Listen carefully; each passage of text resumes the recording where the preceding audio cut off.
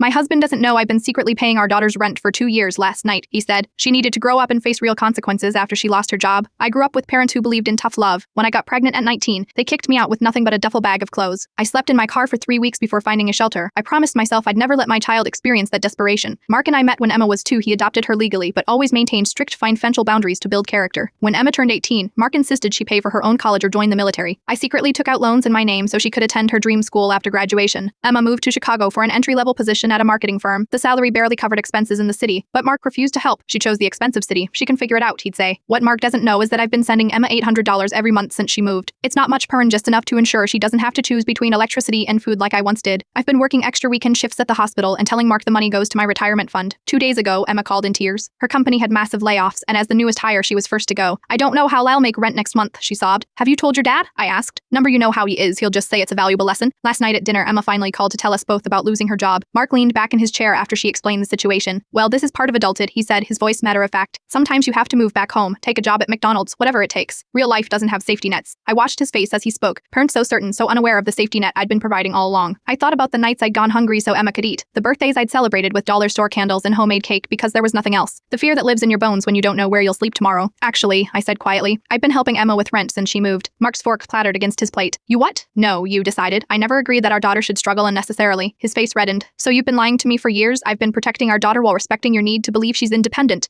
We both get what we want. That's family, I interrupted. Something my parents didn't understand when they threw me out. Something I promised Emma would always have. The silence stretched between us. Finally, Mark asked, does she know you've been lying to me? She thinks the money comes from both of us. She thinks her father loves her enough to help when she needs it. His expression changed, then parent first anger, then shame, then something like realization. He's been quiet since that conversation, processing perhaps that his tough love philosophy looks different when someone who's actually experienced tough times challenges it. This morning, he transferred $5,000 to Emma's account with a message. For rent while you job hunt. No rush to pay back. Love, Dad. He didn't mention my secret payments. I didn't mention his sudden change of heart. Some silences are bridges rather than walls. Sometimes loving your child means protecting them from unnecessary pain. Protecting when that pain comes disguised as a lesson from someone who's never had to learn it the hard way.